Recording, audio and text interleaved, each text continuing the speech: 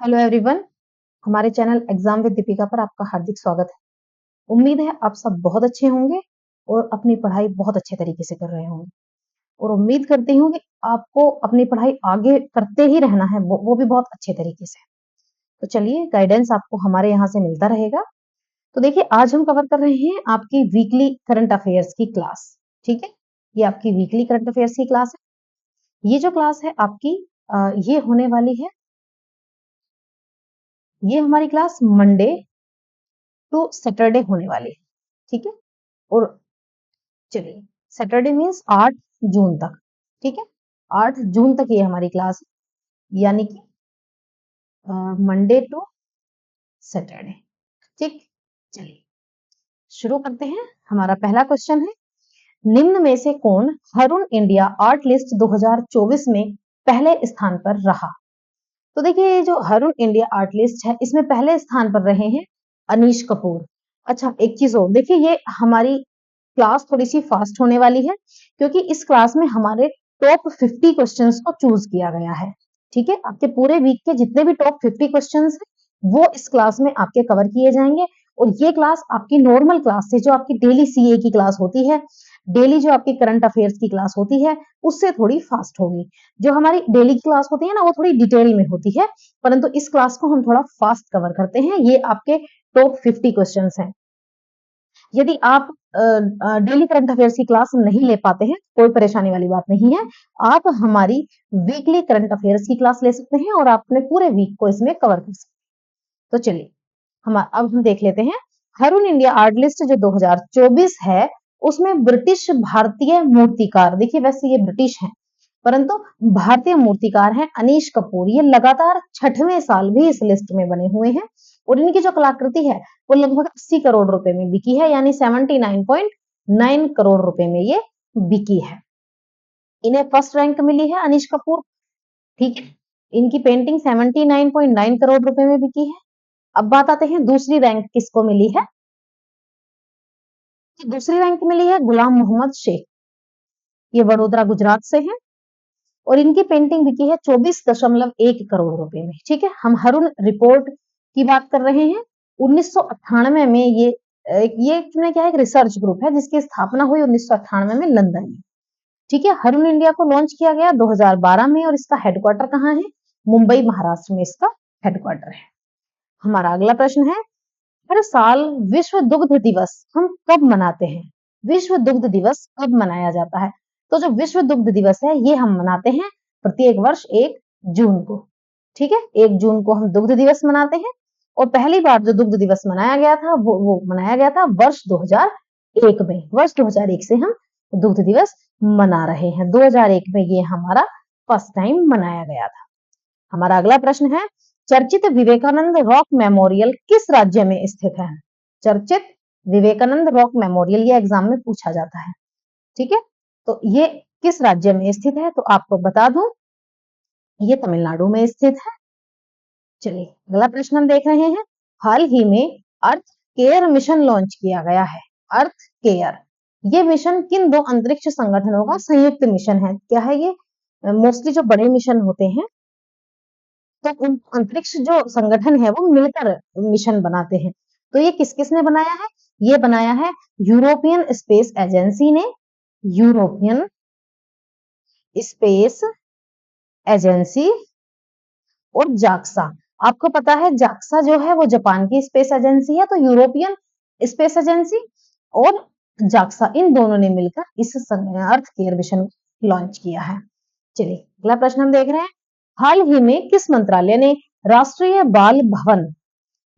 बाल भवन में समर फीस्टा 2024 का उद्घाटन किया है? तो समर फीस्टा 2024 का उद्घाटन किया है आपका शिक्षा मंत्रालय ने। ठीक है, इसमें क्या होगा, ये जो आपका समर फीस्टा 2024 है, इसमें 5 से 16 वर्ष की आयु तक के बच्चों के लिए एक्टिविटीज रखी गई हैं जो 30 से अधिक टाइप की हैं और इसमें इसका उद्देश्य क्या है? बच्चों को साइंस, आर्ट और खेल आदि के खेल चीजों के लिए प्रोत्साहित करना है। चलिए, अगला प्रश्न हम देख रहे हैं, फिक्की द्वारा किस स्थान पर कोल्ड चेन और लॉजिस्टिक्स समिट का आयोजन किया गया है? कहाँ किया गया है ये किया गया है आपका नई दिल्ली में। ठीक है, फिक्की की बात आती है तो आपको पता है फिक्की, फिक्की जो बोलते हैं शॉर्ट में, फिक्की की फुल फॉर्म क्या होती है? फिक्की का मतलब होता है federation of Indian chambers of commerce and industry, जिसकी स्थापना हुई थी वर्ष 1927 में। देखिए स्थापना आप जरूर याद रखिए, स्थापना कब हुई थी फिक्की की? 1927 में। इसका हेडक्वार्टर कहाँ है? नई दिल्ली में। और इसके संस्थापक कौन थे? इसके संस्थापक थे घनश्याम दास बिरला और पुरुषोत्तम ठक्कर जी। चलिए अगला प्रश्न हम देख रहे हैं, हाल ही में चर्चा में रहा K9 वज्र क्या है? तो जो K9 वज्र है, तो आप ये फोटो में देख रहे होंगे, K9 वज्र ये है। और ये एक्चुअल में है क्या? ये है स्वचालित तोपखाना प्रणाली, यानी सेल्फ प्रोपल्ड आर्टिलरी सिस्टम। स्वचालित तोपखाना प्रणाली ये है। ठीक है, इसे किसके कहां से पता चल रहा है हमें? ये रक्षा मंत्रालय की रिपोर्ट ने केंद्र के एजेंडे में K9 वज्र यानी स्वचालित तोपखाना प्रणाली खरीदने के लिए ये प्रस्ताव तैयार किया है।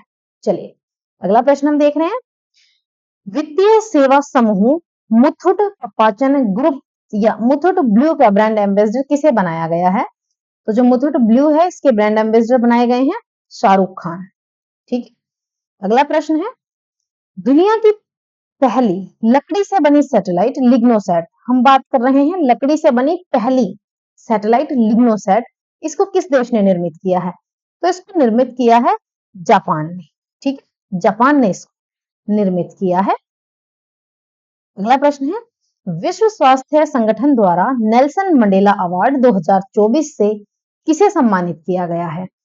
तो किसे? Nelson Mandela award. तो देखिए जो नेल्सन मंडेला अवार्ड 2024 है, ये दिया गया है निमहांस को। निमहांस क्या है? ये राष्ट्रीय मानसिक स्वास्थ्य और तंत्रिका विज्ञान संस्थान है जो बेंगलुरु में स्थित है, इसे ये अवार्ड दिया गया है। ठीक है, ये निमहांस है। निमहांस की फुल फॉर्म एक बार निमहांस जान लीजिए क्या है? ये है national institute of mental health and neuro sciences, Bengaluru. Bengaluru में ये स्थित है। नेल्सन मंडेला अवार्ड के बारे में जान लेते हैं। इसकी शुरुआत हुई है वर्ष 2019 में और इसके प्रदान करता है WHO। ठीक है, वर्ल्ड हेल्थ ऑर्गेनाइजेशन। ये किसे दिया जाता है जो नेल्सन मंडेला अवार्ड है? ये उन व्यक्तियों, संस्थानों या सरकारी और गैर सरकारी संगठनों को दिया जाता है जिन्हें स्वास्थ्य सेवाओं के प्रोत्साहन के लिए जिन्होंने योगदान दिया है। ठीक है, चलिए अगला प्रश्न है हमारा, कलाकार और पद्मश्री मगुनी चरण कुंवर का निधन हो गया, इन्हें किस कला के लिए जाना जाता था? तो देखिए जो मगुनी चरण कुंवर हैं, इन्हें हम कठपुतली कला यानी पपेट्री के लिए जानते थे। ठीक है, कठपुतली कला के लिए इन्हें जानते थे। 88 वर्ष की आयु में इनका निधन हुआ है। उड़ीसा राज्य से ये संबंधित थे और इन्हें पद्मश्री अवार्ड मिला था वर्ष 2023 में। किस लिए मिला? कठपुतली जैसी जो लुप्त होती कला है उसको उन्होंने संरक्षित रखा, इसलिए इन्हें 2023 में पद्मश्री अवार्ड मिला। अगला प्रश्न हम देख रहे हैं, 2 जून को किस राज्य का स्थापना दिवस मनाया जाता है? तो हम सभी जानते हैं 2 जून को हम तेलंगाना का स्थापना दिवस मनाते हैं। ठीक है, आपको पता है राज्य पुनर्गठन अधिनियम के तहत जो हैदराबाद राज्य और तेलुगु भाषी क्षेत्र है उन सबको मिलाकर आंध्र प्रदेश बनाया गया था और आंध्र प्रदेश भाषा के आधार पर गठित होने वाला पहला राज्य था। चलिए अगला प्रश्न है, सांख्यिकी और कार्यक्रम कार्यान्वयन मंत्रालय द्वारा जारी की गई रिपोर्ट के अनुसार वर्ष 23-24 के लिए भारत की जो संशोधित जीडीपी वृद्धि दर है वो क्या है? तो देखिए भारत की जो संशोधित वृद्धि जीडीपी दर है वो है 8.2%। पहले ये कम थी, पहले इसे 7.6% आका गया था। ठीक, 7.6% आका गया था, परंतु इसे बढ़ाकर अब 8.2% कर दिया गया है। ठीक है, तो जीडीपी वृद्धि दर एक्चुअल में रीजन क्या है, कारण क्या है? वो है भारतीय अर्थव्यवस्था को वैश्विक स्तर पर जो बढ़ता हुआ योगदान है वो है हमारा जीडीपी वृद्धि दर का कारण। आपको पता है रिपोर्ट के अनुसार 23-24 में जो विनिर्माण क्षेत्र है उसमें वृद्धि देखी गई है और ये वृद्धि जो है ये 9.9% की वृद्धि देखी गई है। चलिए अगला प्रश्न देखते हैं, हाल ही में भारतीय मुक्केबाजी महासंघ यानी बॉक्सिंग फेडरेशन ऑफ इंडिया ने विश्व मुक्केबाजी की सदस्यता ली है। विश्व मुक्केबाजी का मुख्यालय कहाँ है? तो विश्व मुक्केबाजी के जो मुख्यालय है वो है स्विट्जरलैंड में। ठीक है, ओलंपिक खेलों में मुक्केबाजी हेतु जो खेल संस्था है इसका गठन 23 में हुआ था और मुख्यालय स्विट्जरलैंड है। भारत की बॉक्सिंग खेल की गवर्निंग बॉडी है और इसके प्रेसिडेंट अजय सिंह। अगला प्रश्न हमारा है, किस संस्था द्वारा hooking the next generation how the tobacco industry captures young customers report जारी की है? तो ये रिपोर्ट किसने जारी की है? तो देखिए ये रिपोर्ट जारी की है WHO ने, ठीक है, वर्ल्ड हेल्थ ऑर्गेनाइजेशन ने। ये अकेले WHO ने जारी नहीं की, WHO के साथ ही किसने जारी की है? स्टॉप ने। स्टॉप मतलब WHO और स्टॉप ये दोनों ने मिलकर रिपोर्ट जारी की है। स्टॉप क्या है? स्टॉप है stopping tobacco organisations and products. इन दोनों इस संस्था ने WHO के साथ मिलकर hooking the next generation how the tobacco industry captures young customers report को जारी किया है।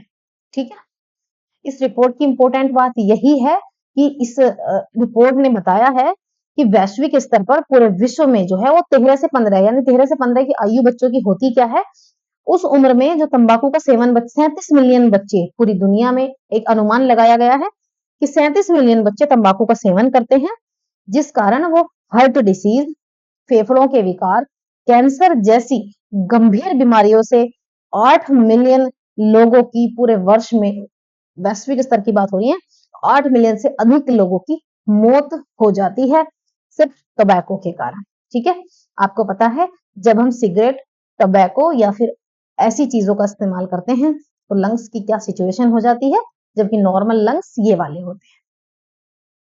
अगला प्रश्न हम देख रहे हैं, वर्ष 2024 में मेंस T20 वर्ल्ड कप के कौन से संस्करण का आयोजन किया जा रहा है? तो मेंस T20 वर्ल्ड कप का ये कौन सा संस्करण है?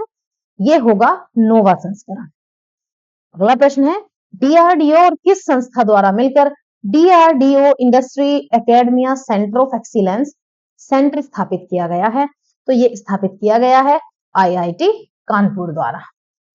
ठीक है, IIT कानपुर में ये विकसित किया जा रहा है। ठीक है, ये सेंटर भारतीय प्रौद्योगिकी संस्थान कानपुर द्वारा और DRDO के सहयोग से ये विकसित होगा। चलिए अगला प्रश्न हम देखते हैं, भारत की कौन सी कंपनीज को टाइम 100, ठीक है, टाइम की 100 मोस्ट इन्फ्लुएंशियल कंपनीज 2024 में शामिल किया गया है? तो देखिए जो टाइम्स है, टाइम्स ने टॉप 100 कंपनीज की एक लिस्ट जारी की है जो है मोस्ट इन्फ्लुएंशियल कंपनीज।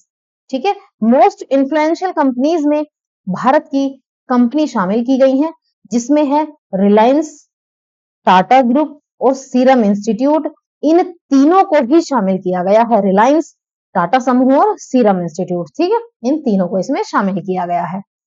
अगला प्रश्न हम देख रहे हैं, चर्चा में रहा दार एस सलाम बंदरगाह किस अफ्रीकी देश में स्थित है? तो जो दार एस सलाम बंदरगाह है ये स्थित है तंजानिया में।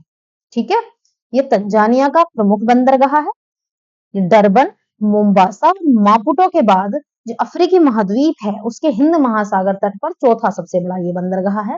तंजानिया कहाँ है?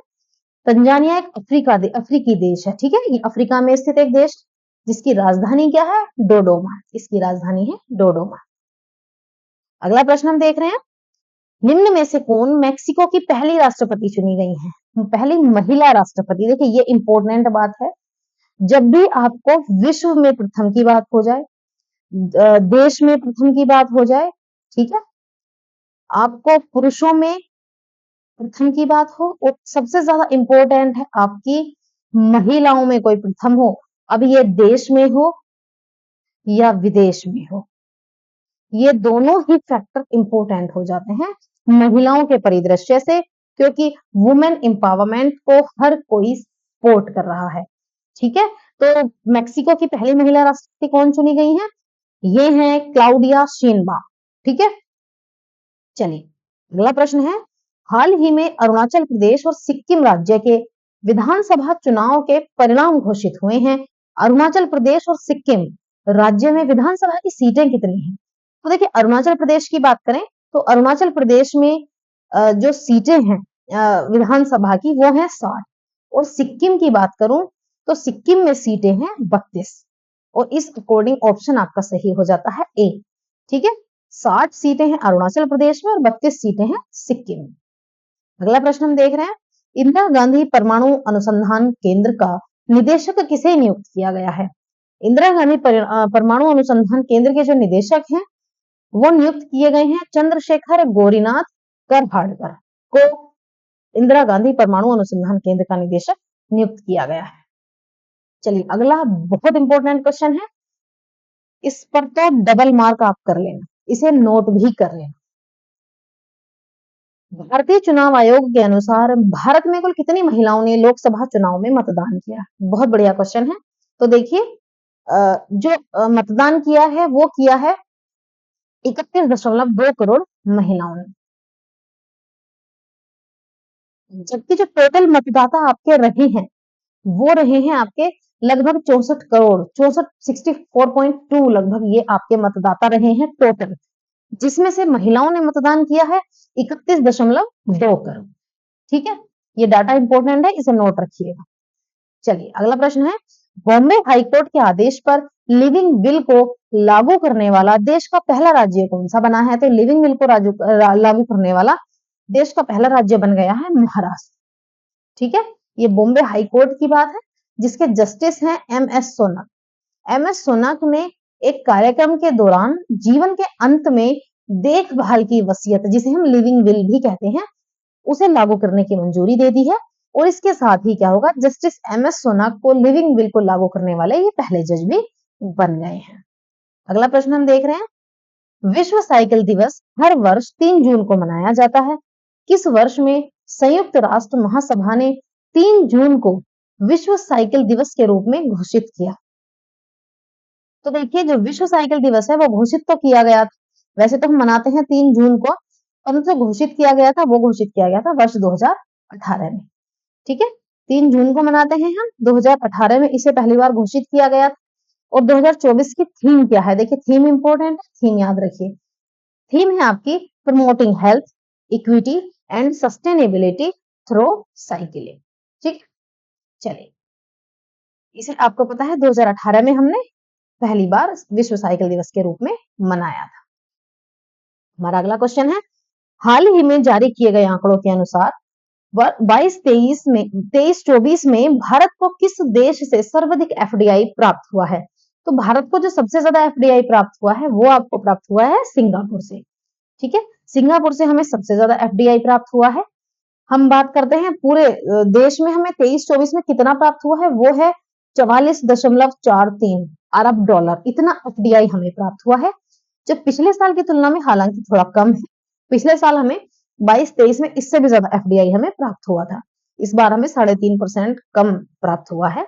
और सबसे ज्यादा एफडीआई की बात करें तो हमें 11.77 अरब डॉलर सिंगापुर से प्राप्त हुए हैं अकेले। ठीक है, हालांकि पिछली बार की तुलना में लगभग 31.5% कम है, पिछली बार इससे भी ज्यादा हमें एफडीआई प्राप्त हुआ था। उसके बाद दूसरे नंबर पर आता है मॉरिशस। पहले हमें सिंगापुर से सबसे ज्यादा एफडीआई मिला, फिर हमें मॉरिशस से सबसे ज्यादा एफडीआई मिला है। ठीक है, और तीसरी बात आती है अमेरिका की, उसके बाद हमें अमेरिका से एफडीआई मिला, कितना 4.99 अरब डॉलर। ठीक, 4.99 अरब डॉलर के साथ अमेरिका तीसरे स्थान पर। अगला प्रश्न है, चर्चा में रहा होलांगापर गिब्बन अभ्यारण्य किस राज्य में स्थित है? तो देखिए ये जो होलांगापर गिब्बन है ये है अभ्यारण्य हमारा असम में स्थित है। ठीक है, असम में कहाँ है? असम के जोरहाट जिले में ये स्थित है। ठीक है, और ये क्या, इस अभ्यारण्य में रेलवे ट्रैक पर कैनोपी ब्रिज बनाया जाएगा। ठीक है, ये जो आपको नजर आ रहा है कैनोपी ब्रिज की बात हो रही है, तो ये क्या है, कैनोपी पुलों को भारतीय वन्यजीव संस्थान द्वारा पूर्वोत्तर सीमांत रेलवे के सहयोग से इसे डिजाइन किया जाएगा। होलांगापर गिब्बन अभ्यारण्य की हम बात कर रहे हैं, असम के जोरहाट जिले में ये स्थित है। 1997 में इसे अभ्यारण्य घोषित किया गया था। और यहाँ बंदर की एक प्रजाति है हुलांग गिब्बन, जिसके नाम पर ये गिब्बन है, तो हुलांग गिब्बन के लिए ये प्रसिद्ध है। हुलांग गिब्बन की बात हो रही है, तो ये क्या है, दक्षिण पूर्व एशिया के उष्णकटिबंधीय और उष्णकटिबंधीय जंगलों में, उष्णकटिबंधीय और उपोष्ण कटिबंधीय जंगलों में ये पाए जाते हैं। इन्हें सभी जानवरों में सबसे छोटे और समझदार वानरों के रूप में भी जाना जाता है। IUCN की लिस्ट में ये संकटग्रस्त है, रेड लिस्ट में ये आते हैं। अगला प्रश्न हम देख रहे हैं, केदार जाधव ने क्रिकेट से संन्यास की घोषणा की है। केदार जाधव किस राज्य की टीम से फर्स्ट क्लास क्रिकेट खेलते थे? तो केदार जाधव जो है ये महाराष्ट्र राज्य की टीम से फर्स्ट क्लास क्रिकेट खेलते थे। अगला प्रश्न है हमारा, विश्व पर्यावरण दिवस 2024 की थीम क्या रही है? तो जो विश्व पर्यावरण दिवस 2024 है इसकी थीम रही है हमारी land restoration, desertification and drought resilience. ठीक है, तो आपको पता है प्रत्येक वर्ष 5 जून को हम विश्व पर्यावरण दिवस मनाते हैं। 2024 देखिए थीम बहुत इंपॉर्टेंट है, थीम्स मैं आपको इसलिए बार बार रिवाइज करवाती हूँ, मैं चाहती हूँ आप इन्हें नोट करें। जब आप पढ़ रहे हो, आपको पढ़ाया जा रहा हो, तो आप ये थीम्स नोट करके रखिए। नोट करने से आपको ये फायदा होता है, चीजें आपके माइंड में सेट होने लगती हैं। उसके बाद जब आप रिवाइज करेंगे तो आपको ये और बेहतर तरीके से याद हो जाएंगी। तो 2024 इसलिए मैं खुद थीम्स को कई कई बार रिपीट करती हूँ ताकि आप लोगों को याद रहे। तो 2024 की थीम फिर से देख लेते हैं, land restoration, desertification and drought resilience आपकी थीम 2024 की रही है। और 2023 की थीम है बीट प्लास्टिक पॉल्यूशन। ठीक है, चलिए आपको पता है हर वर्ष एक कंट्री इसकी होस्ट होती है। इस बार की जो होस्ट कंट्री रही है वो है सऊदी अरब। चलिए अगला प्रश्न है, हल्ला टॉम्स डॉटर किस यूरोपीय देश की राष्ट्रपति चुनी गई है? तो जो हल्ला टॉम्स डॉटर हैं वो बनी है आइसलैंड की राष्ट्रपति। ठीक है, आइसलैंड की राष्ट्रपति ये चुनी गई है। आइसलैंड की बात हो रही है तो ये मैप में आइसलैंड है जिसकी राजधानी है रेक्जाविक और यहाँ की मुद्रा क्या है? क्रोना। यहाँ की मुद्रा क्रोना रही है। चलिए अगला प्रश्न हम देखते हैं, AI for good global summit 2024 आयोजन कहाँ किया गया? तो देखिए बहुत बढ़िया क्वेश्चन है और इसका जो आयोजन है ये किया गया है स्विट्जरलैंड। ठीक है, स्विट्जरलैंड में कहा? जिनेवा में ये किया गया है। और भारत की तरफ से जो नीरज वर्मा है अपर सचिव, दूरसंचार के अपर सचिव, इन्होंने भारत की तरफ से इसमें हिस्सा लिया। अगला प्रश्न है, राष्ट्रीय मानवाधिकार आयोग का कार्यवाहक अध्यक्ष किसे नियुक्त किया गया है? तो इन्हें ये नियुक्त की गई है विजया भारती सयानी। जो विजया भारती सयानी है इन्हें राष्ट्रीय मानवाधिकार आयोग का कार्यवाहक अध्यक्ष नियुक्त किया गया है। राष्ट्रीय मानवाधिकार आयोग की बात हो रही है तो स्थापना हुई थी इसकी वर्ष 1993 में। ठीक है, और किसके तहत? मानव अधिकार संरक्षण अधिनियम 1993 के तहत इसकी स्थापना हुई थी। और इसका हेडक्वार्टर कहाँ है? हेडक्वार्टर है नई दिल्ली। ठीक है, चलिए अगला प्रश्न हम देख रहे हैं, विश्व एथलेटिक्स ने विश्व एथलेटिक्स अल्टीमेट चैंपियनशिप की घोषणा की है। देखिए ये बहुत इंपॉर्टेंट क्वेश्चन है और मैं चाहूंगी आप इसे नोट करके रखें। ठीक है, देखिए विश्व एथलेटिक्स ने क्या किया है, विश्व एथलेटिक्स अल्टीमेट जो चैंपियनशिप है उसकी घोषणा की है। तो विश्व एथलेटिक्स अल्टीमेट चैंपियनशिप के पहले संस्करण, देखिए ये पहली बार आयोजित होगा इसलिए ये इंपॉर्टेंट है। तो विश्व एथलेटिक्स अल्टीमेट चैंपियनशिप के पहले संस्करण का आयोजन 2026 में किया जाएगा और किस देश में किया जाएगा आपसे ये पूछा गया है। तो ये किया जाएगा हंगरी में। ठीक है, तो इंपॉर्टेंट चीजें आप नोट कर लीजिए एक बार, क्योंकि वर्ल्ड एथलेटिक्स के जो अध्यक्ष हैं सेबेस्टियन कोए, उन्होंने विश्व एथलेटिक्स अल्टीमेट चैंपियनशिप, अब ये जो चैंपियनशिप है इसका नाम होगा विश्व एथलेटिक्स अल्टीमेट चैंपियनशिप, इसके शुभारंभ की घोषणा की है। और ये पहली बार जो आयोजित होगा वर्ष 2026 में ये आयोजित होगा, हंगरी में ये आयोजित होगा। और ये प्रत्येक 2 वर्ष में आयोजित होने वाली प्रतियोगिता रहेगी। ये जो चैंपियनशिप है प्रत्येक 2 वर्षों में ये आयोजित की जाएगी। ठीक है, और कब से कब तक होगी? ये आयोजित होगी आपके 11 से 13 सितंबर 2026 तक ये आयोजित होगी। हंगरी की राजधानी बुडापेस्ट में इसका आयोजन किया जाएगा इस चैंपियनशिप का। सबसे इंपॉर्टेंट बात क्या है, इस टूर्नामेंट में नॉर्मल खिलाड़ी हिस्सा ना लेकर जो वर्ल्ड चैंपियन है वो हिस्सा लेंगे, जो ओलंपिक चैंपियंस हैं वो इसमें हिस्सा लेंगे, जो वाडा डायमंड लीग के विजेता हैं वो इसमें हिस्सा लेंगे। बात आती है, और इसके अलावा जो वर्ल्ड के सर्वश्रेष्ठ प्रदर्शन करने वाले एथलीट्स हैं। ठीक है, अब आप देख लीजिए जो टॉपर्स एक तरीके से हैं, इन ये टॉपर्स के बीच में ये प्रतियोगिता करवाई जाएगी जिसमें सभी टॉप मोस्ट खिलाड़ी एथलीट्स इसमें शामिल होंगे। ठीक है, इसलिए ये आपके लिए बहुत इंपॉर्टेंट हो जाता है। और अब क्या है, चैंपियनशिप में खेले जाने वाले प्रत्येक खेल में दुनिया के शीर्ष रैंक वाले 8 से 16 एथलीट इसमें शामिल होंगे जिनका चयन मुख्य रूप से विश्व रैंकिंग के आधार पर किया जाएगा। ठीक है, और इसमें क्या है, सबसे बड़ी बात है इसकी, इसमें जो गोल्ड जीतेगा, जो स्वर्ण पदक जीतेंगे उन्हें बहुत बड़ी अमाउंट दी जाएगी, जो अब तक की सबसे बड़ी पुरस्कार राशि है जो होगी $1.5 लाख। ठीक है, उसको जो स्वर्ण पदक विजेता होगा उसको $1.5 लाख मिलेंगे, जो अब तक की सबसे बड़ी पुरस्कार राशि होगी। तो ये जितने भी इंपॉर्टेंट फैक्ट्स मैंने आपको नोट कराए हैं, आप इन्हें नोट जरूर रखें। विश्व एथलेटिक्स की बात हो रही है, तो आपको पता है एथलेटिक्स के लिए एक अंतरराष्ट्रीय गवर्निंग बॉडी है जिसकी स्थापना हुई थी वर्ष 1912 में, और जिसका हेडक्वार्टर कहाँ है? इसका हेडक्वार्टर है स्टॉकहोम, स्वीडन में। और अध्यक्ष कौन है इसके? सेबेस्टियन कोए इसके अध्यक्ष हैं। ठीक है, चलिए अगला प्रश्न हम देख रहे हैं। चर्चा में रहा फिनोम इंडिया प्रोजेक्ट किस भारतीय अनुसंधान संस्थान द्वारा चलाया जा रहा है? तो ये चलाया जा रहा है council of scientific and industrial research, यानी शॉर्ट में मैं बात करूं तो CSIR द्वारा ये चलाया जा रहा है। अगला प्रश्न है, हाल ही में माउंट कैनलाउन ज्वालामुखी में विस्फोट हुआ है, ये ज्वालामुखी किस देश में स्थित है? बढ़िया क्वेश्चन है, किस देश में ये स्थित है? तो ये स्थित है आपका फिलीपींस में। ठीक है, फिलीपींस की बात हो रही है। तो देखिए आपको पता है फिलीपींस से पहले ये अभी फिलहाल में ही एक ज्वालामुखी विस्फोट हुआ, इबू इबू ज्वालामुखी, ज्वालामुखी का नाम है इबू, और ये ज्वालामुखी कहाँ है? ये इंडोनेशिया में। ठीक है, फिलीपींस की बात हो रही है, तो फिलीपींस कहाँ है? दक्षिण पूर्वी एशिया में स्थित ये देश है, और इसकी राजधानी है मनीला। मनाली मत समझ लेना, मनीला है। चलिए अगला प्रश्न है, हिंदी साहित्य भारती पुरस्कार से किसे सम्मानित किया गया? तो हिंदी साहित्य भारती पुरस्कार से सम्मानित किया गया है कृष्ण प्रकाश को। अगला प्रश्न हम देख रहे हैं, नासा ने चंद्रमा के लिए स्टैंडर्डाइज्ड टाइम सिस्टम विकसित करने के लिए किस अंतरिक्ष एजेंसी के साथ समझौता किया है?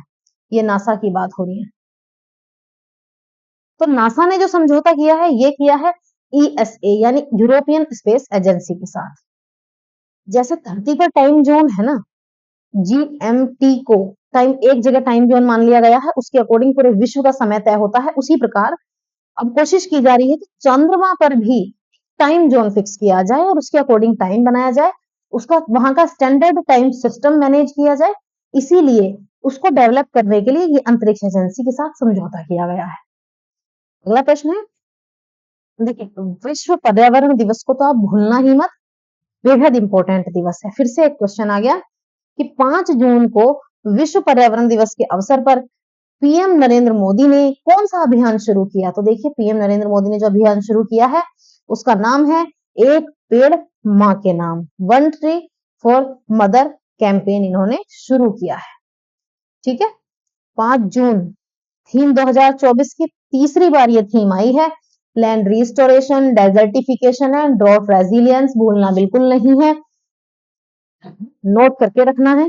2023 की थीम क्या रही है? Beat plastic pollution. ठीक है, आपको पता है 2024 में होस्ट कंट्री रही है सऊदी अरब। अगला प्रश्न हम देख रहे हैं, डॉक्टर हेलेन मैरी रॉबर्ट्स किस देश की सेना में अल्पसंख्यक समुदाय से पहली महिला ब्रिगेडियर बनी है? तो ये बात हो रही है पाकिस्तान देश की। अगला प्रश्न है, हाल ही में सिंगापुर में शांग्री ला वार्ता या एशियाई सुरक्षा शिखर सम्मेलन का कौन सा संस्करण संपन्न हुआ? तो ये सम्मेलन जो संपन्न हुआ ये है 21वां सम्मेलन। ठीक है, ये 21वां शांग्री ला वार्ता है जिसका सम्मेलन आपको पता है सिंगापुर में ये किया गया। 100 से अधिक प्रतिनिधियों ने इसमें हिस्सा लिया। अगला प्रश्न हमारा है, आंध्र प्रदेश में हुए 16वें विधानसभा चुनाव में कौन सी पार्टी ने बहुमत हासिल किया? तो आपको पता है आंध्र प्रदेश में जो चुनाव हुआ उसमें जो बहुमत हासिल किया वो TDP यानी तेलुगु देशम पार्टी ने हासिल किया है। अगला प्रश्न है, QS वर्ल्ड यूनिवर्सिटी रैंकिंग 2025 के अनुसार भारत का कौन सा संस्थान 118वीं रैंक के साथ भारत का सर्वश्रेष्ठ संस्थान बना है? तो वो है IIT बॉम्बे।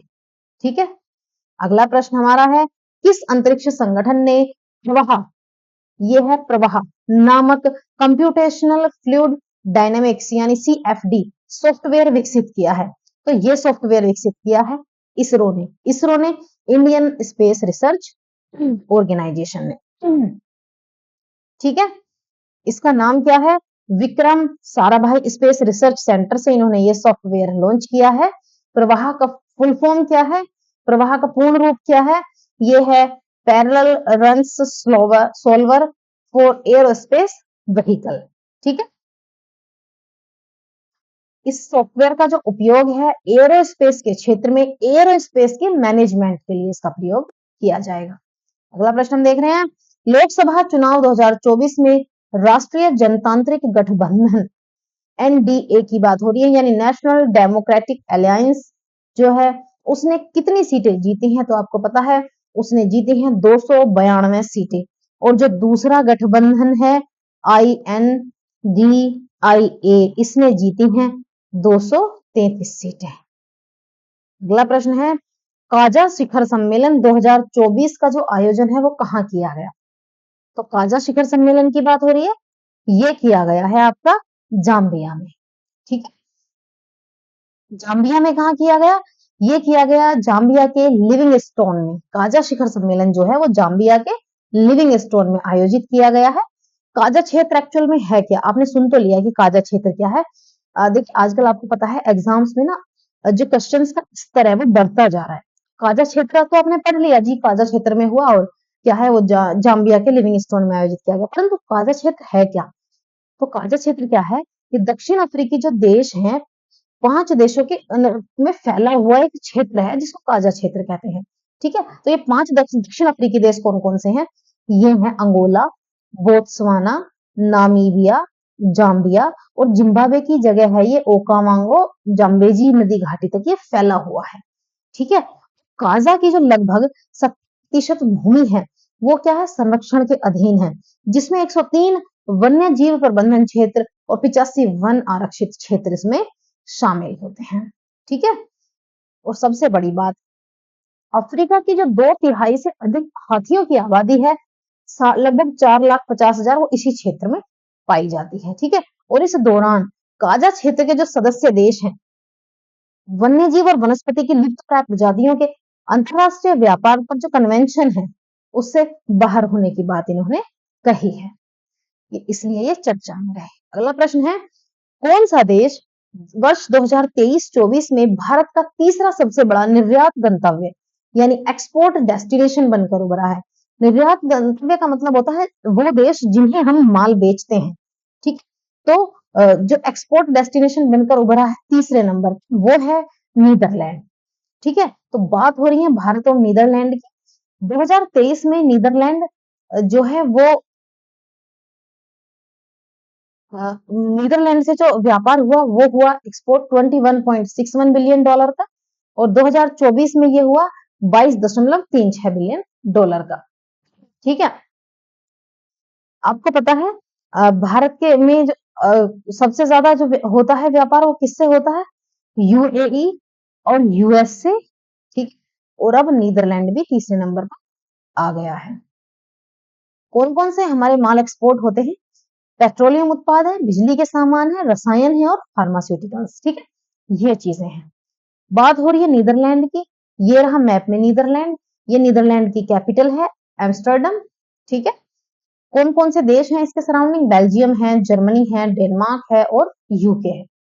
नीदरलैंड की बात हो रही है, ये यूरोप महाद्वीप में स्थित एक देश है, राजधानी एम्स्टर्डम है, मुद्रा है यहाँ की यूरो। चलिए अगला प्रश्न हम देखते हैं, 81वां इंटरनेशनल एयर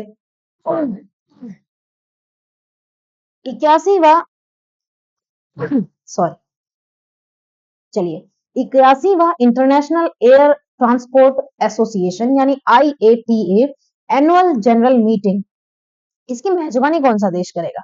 तो ये बहुत इंपॉर्टेंट क्वेश्चन है, इसे भी आप नोट कर लीजिए कि इसकी मेजबानी कौन करेगा। इसकी मेजबानी करेगा भारत।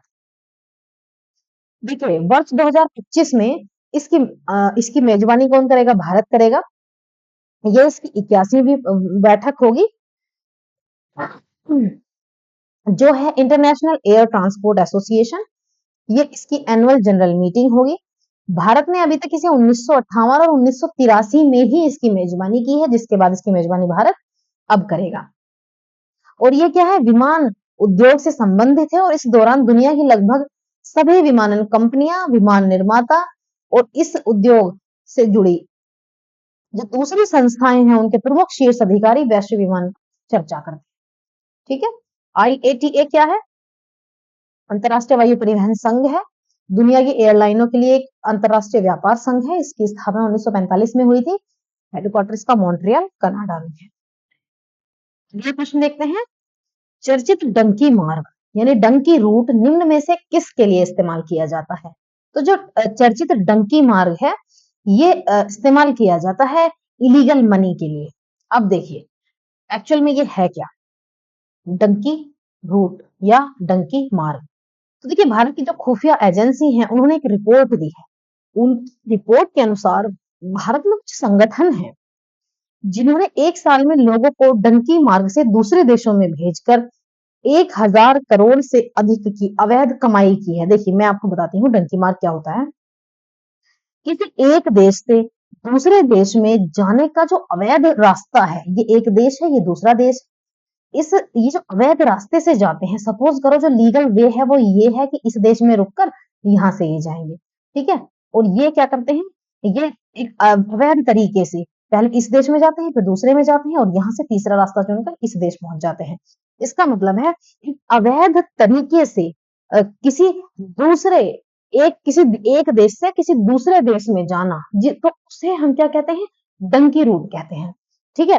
अवैध रास्ता किसी दूसरे देश में जाने का अवैध रास्ता जो है वो हमारा डंकी रूट है। डंकी रूट को क्या है, डंकी उड़ान के रूप में भी जानते हैं। हम इसका एग्जाम्पल आपको दे रहे हैं, जैसे हरियाणा के लोग क्या है ना अवैध रूप से अमेरिका जाना चाहते हैं, परंतु ये क्या करते हैं सीधे अमेरिका ना जाकर, या देख आपको किसी जब दूसरे देश में जाना होगा तो आपको एक लीगल प्रोसीजर फॉलो करना पड़ेगा, परंतु ये लोग लीगल प्रोसीजर फॉलो नहीं करते हैं। ये क्या करते हैं, जैसे एक उदाहरण दिया जा रहा है, अमेरिका जाने के लिए एक्चुअल प्रोसीजर है, जो लीगल प्रोसीजर है उसे ये फॉलो नहीं करेंगे, ये दूसरा रास्ता चुनेंगे।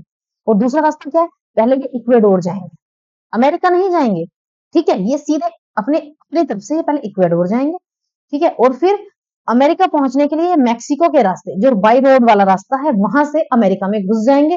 तो ये क्या है, एक गलत तरीका है जिसे हम डंकी मार्ग, डंकी यात्रा, डंकी उड़ान के रूप में जानते हैं। अगला प्रश्न है, भारत किस देश के साथ मिलकर संयुक्त सैटेलाइट मिशन तृष्णा लॉन्च करेगा? तो जो तृष्णा लॉन्च करेगा भारत, ये करेगा फ्रांस के साथ मिलकर।